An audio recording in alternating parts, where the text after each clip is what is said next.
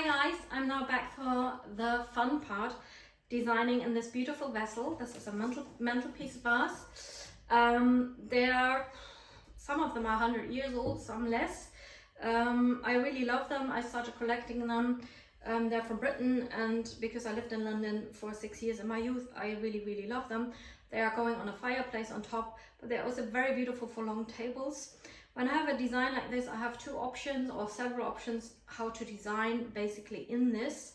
So one option is actually that I'm going to do something that's quite harmonious with both sides like this, and it's drooping down, or I'm going to create a triangle, meaning that I'm going to have a shape like this, where I have one side slightly higher up and some little lower, and also that they're a little bit off-centered, and I quite like this.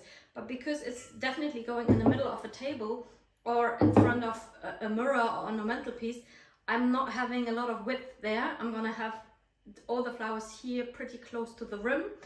And also when you have a vessel like this, you can go in terms of how tall, how wide am I doing this. So if this is my vessel and this is how long, because I'm always counting from where the stems are actually hitting the wall. So this is the whole piece. You can go one more like this. This would be the largest out there. Otherwise, anything else, I find sometimes people say it's 1.5 times. I find it slightly out of proportion. So especially with wider vases, I like it 1 to 1. So meaning if this is your size, this is the widest you can get. And also if this is the length of your vase, so I would go one more high up like this, or 1.5, and this is the highest I would go. So there's like a basic ruling. They always say like the vessel is 1/3 and the flowers are 2/3, but I find that is not always the case, and that's not always true. It's a good rule to start with, but I think in sort of in practice, there are some vases it works with, and with some vases it actually doesn't work with it. So, and with these ones, I really find if you're going out like this, I find it too wide. But this is my personal taste, and obviously this is something you always need to explore yourself and see what you like. Okay, so what kind of technique could I use? So first of all, I could put inside a pin frog, which I have done in the past. But I know that most people don't necessarily have pin frogs, so I'm using this technique, which is pretty easy. It's called chicken wire technique. I'm using a wire cutter specifically for this, because otherwise you ruin your other scissors if you're not using a wire cutter. This is called sort of chicken wire or rabbit. I think rabbit wire, because you use that in that context. Yeah. Putting that to the side. I always like when this is covered like this, like so, right? And then I'm just doing like a little sandwich, as I say, a little sandwich like that. And I'm popping it in like so. There you go. And because in the beginning it can pop up, I'm just using this gaffer tape, which I'm gonna remove at the end of my design, but in the beginning I just put that over there because it sort of puts the wire in place or keeps it in place, so which is good.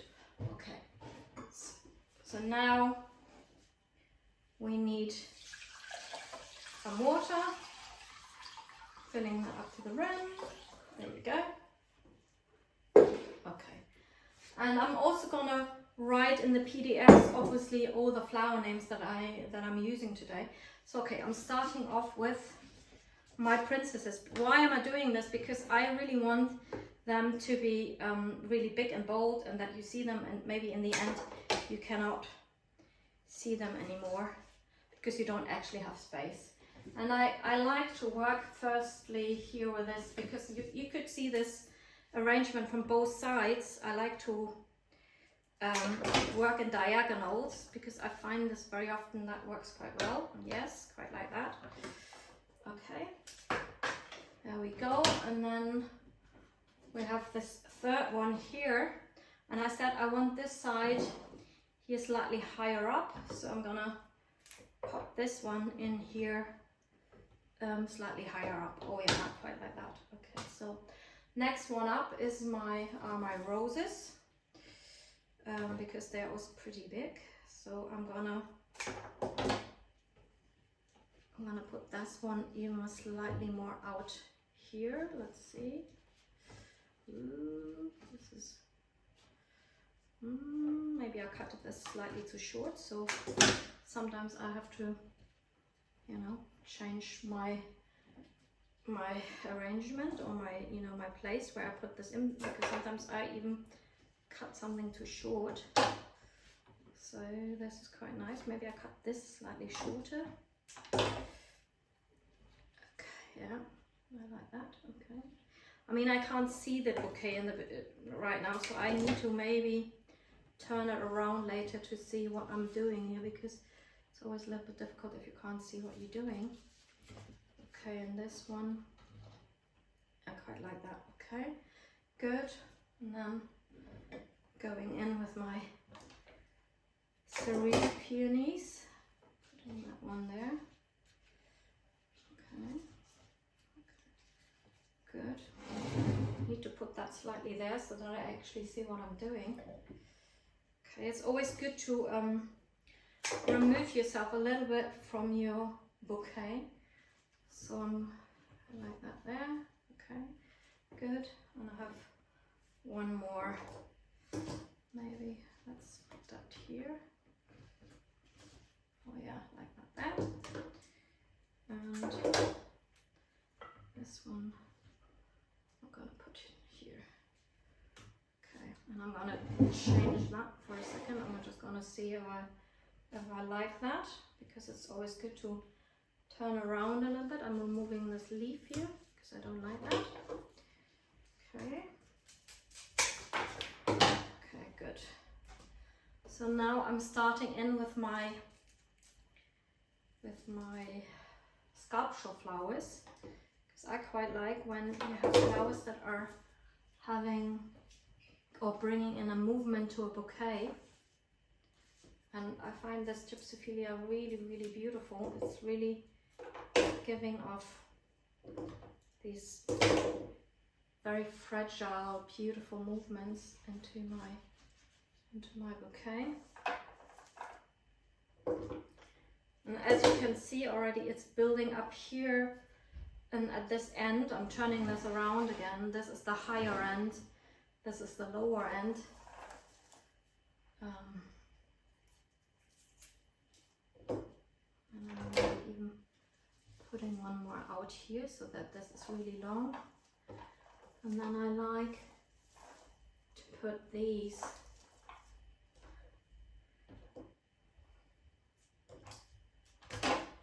in the very front here, like so. So everything that's here on the rim is really, really close. And also using that rose there. And I try to work a little bit with the heights, that I'm not having everything at the same height, to give it some more movement. Okay, let's see. And here on this side, gonna put a little bit of a carnation in here. Yeah, I love that.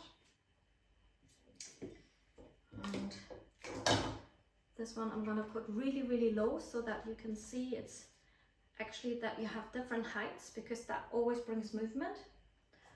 And then I'm gonna pop these two in here in the middle, removing the leaves. Let's see if I like that. I think that's pretty good. Yeah, okay, good, good, good, good. And I'm gonna use that second rose here. Okay, quite like that. Okay, I'm just gonna turn it around. Obviously, you always have a side that you prefer, and this is beautiful, that side, I quite like that.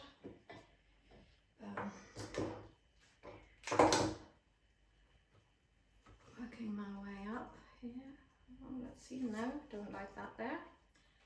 Really pushing that there a little bit. Oh, quite, yeah, like that there. I love these vases. I feel like you can't really go wrong with these. It's pretty pretty amazing what you can do with this vase. Oh yeah, like that. So I'm gonna turn this around again so you can see that.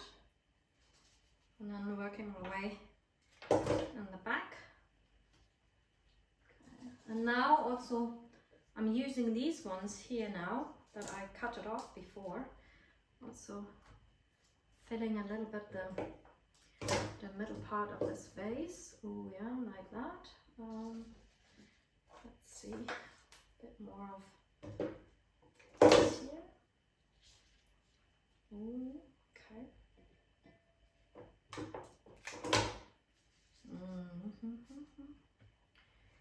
And this carnation. Okay, so I'm just turning this around again. And as you can see, I still have here a little bit of a, feels like to me there's a bit of a gap, and I'm wondering if I need like a bigger flower in there, or if I should not fill it with up too much things. I'm just putting a little bit more with this, quite like that. Now I'm removing this here, because that, okay, I still feel like there's something missing, and I'm wondering if I need one more of these roses, if I like that, or if I'm using one more peony, maybe a smaller one. Let's see. Or maybe a darker one.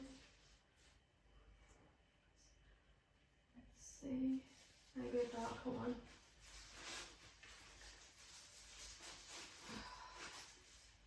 Just cutting this off for a second here. Okay. A little bit of a color block in the middle, like a dark color block. I think I quite like that. Let's see. Putting that in there. Oh yes, I like that. I'm turning that around again. There you go. And now, because this is going to be the front side on the mantelpiece, I'm going to do some finishing touches with this beautiful, beautiful sweet pea. And you're going to see that this is, because this is such a sculptural flower, it's going to bring instant movement to the whole bouquet. And it's one of my all-time favorite flowers, is this sweet pea. So I'm going to put this in randomly, or not randomly, but you know, at different heights to give the whole bouquet a bit more, I always say, fluffiness. And I'm going to turn it around in a second. So there you go. There, a little bit of fluff there. So lifting up things here, turning around. Oh yes, like that there. Ooh. Slim, simply scrumptious. I love it, I love it, I love it. Oh, okay, let's see if I'm happy with that. It's a little bit too much here on the front. Maybe just this little bit here. Yeah, okay. I feel like there could be a little bit more height added there. Let's see. Just like a tiny little bit height. Yeah, oh, I like that. And maybe, let's see if I have more sweet pea. Slightly higher.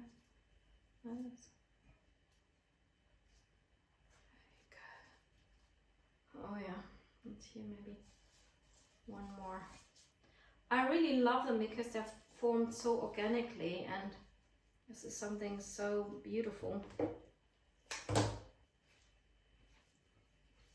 Oh yeah, so there we go. Da da da da. Finished mantelpiece vase, love it, and I hope you loved that one as well. To just recapture, I used most of the big flowers 3 and 3s.